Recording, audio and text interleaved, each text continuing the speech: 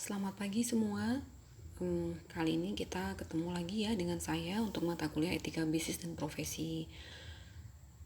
Mata kuliah ini pada dasarnya tidak sulit, tapi memang ada beberapa hal yang harus adik-adik pahami, terutama nanti pada saat bagaimana kita menggunakan teori-teori untuk menganalisa beberapa kasus yang terjadi terhadap pelanggaran-pelanggaran etika.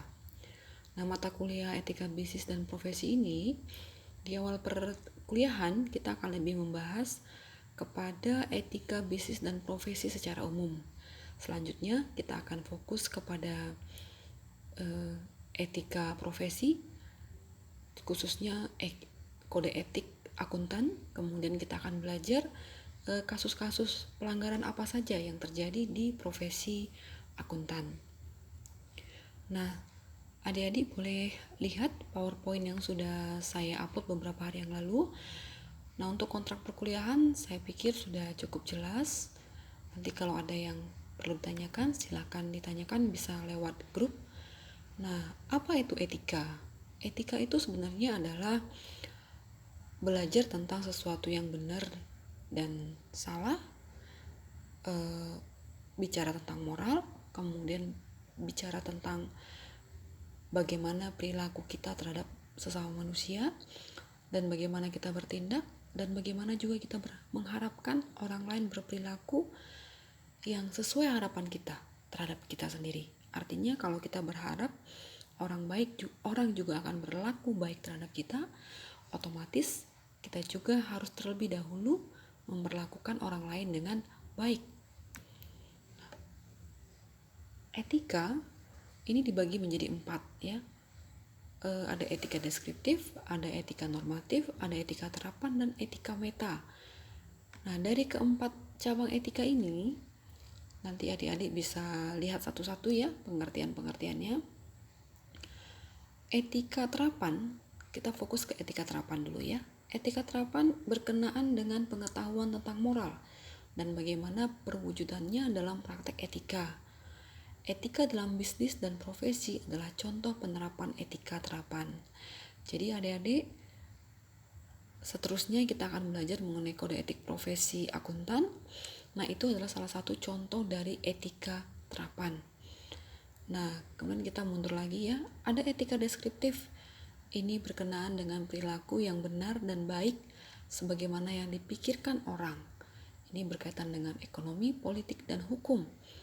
Ada etika normatif, ini berhubungan dengan kepercayaan, contoh ajaran agama ya. Selanjutnya kita mau lihat apa itu tujuan etika.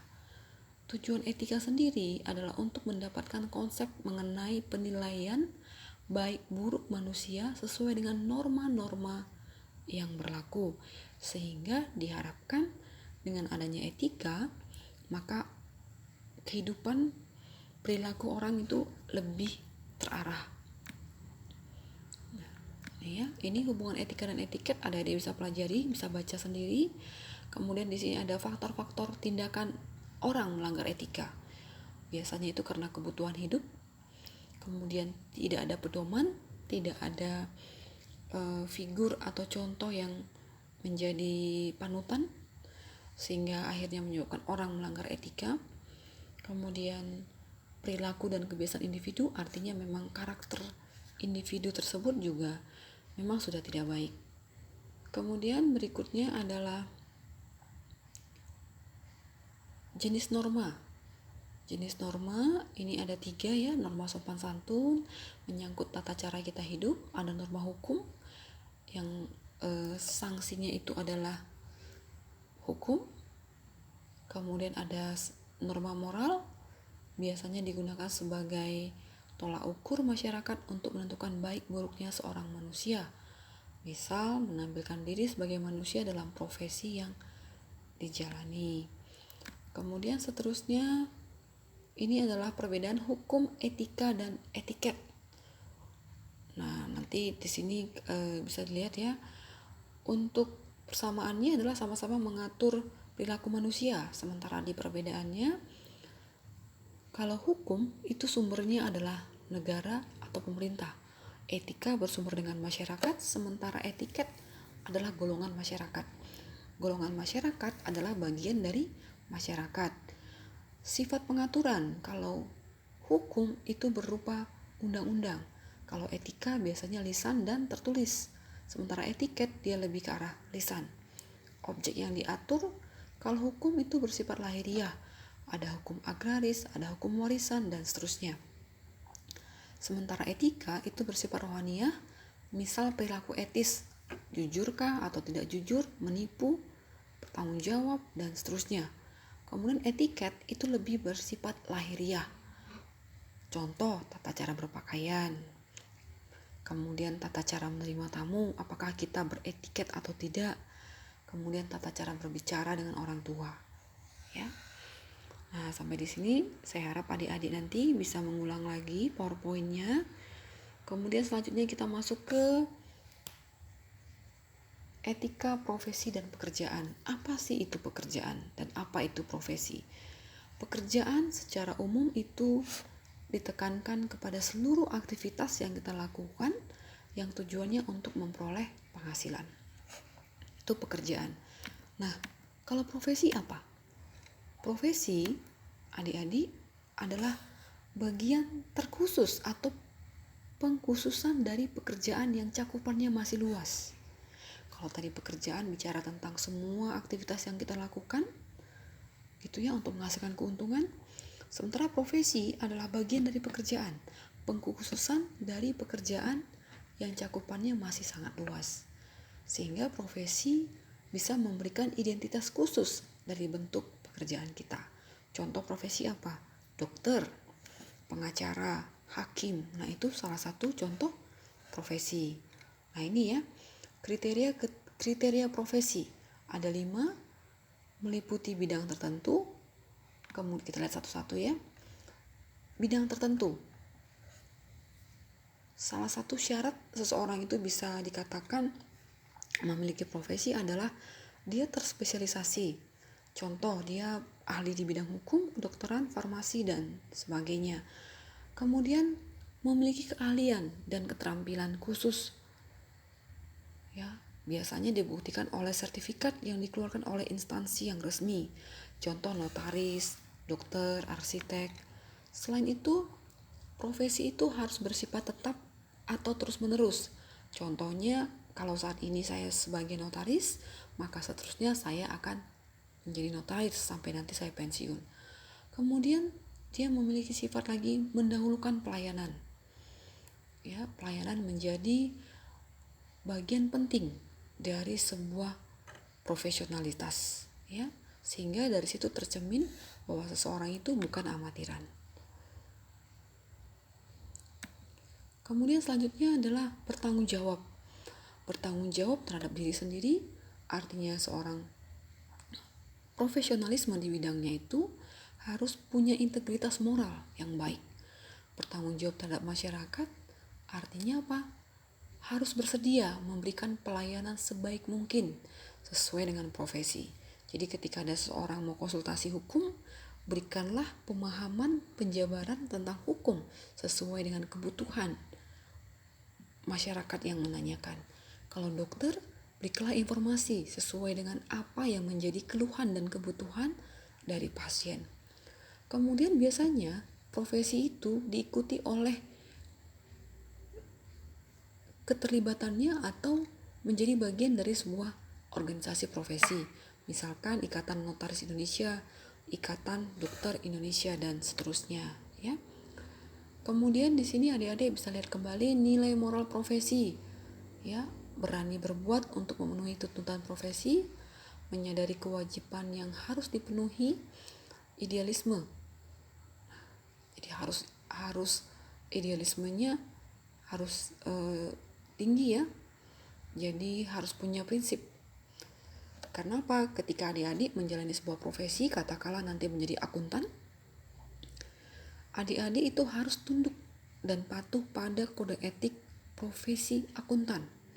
Sehingga apa? Kalau terjadi pelanggaran, maka adik-adik akan kena sanksi kode etik, baik dari organisasi maupun sanksi hukum secara pidana.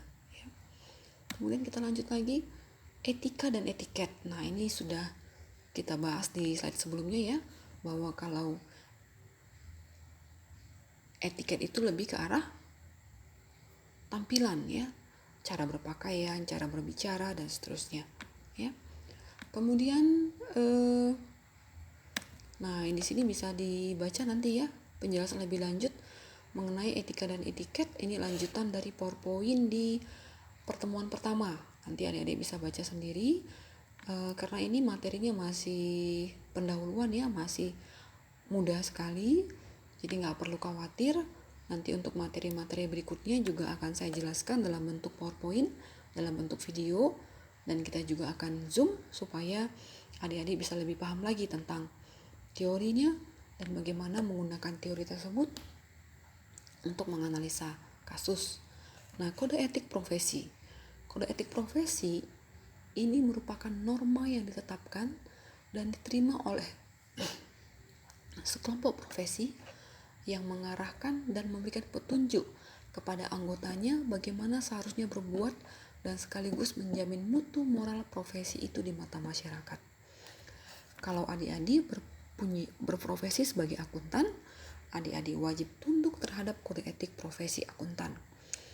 Misalkan harus menjaga kerahasiaan dari klien yang sedang periksa laporan keuangannya misalkan ya. Kemudian setiap kode etik itu dibuat secara tertulis dan tersusun. Kemudian kode etik merupakan upaya pencegahan bagi anggotanya untuk melakukan perbuatan yang tidak etis atau amoral ya. Nah, tadi pertanyaan di atas adalah setiap kode etik itu dibuat secara tertulis dan tersusun secara rapi. Kenapa demikian? Kita lihat satu-satu. Yang pertama adalah kode etik tersebut sebagai sarana kontrol sosial.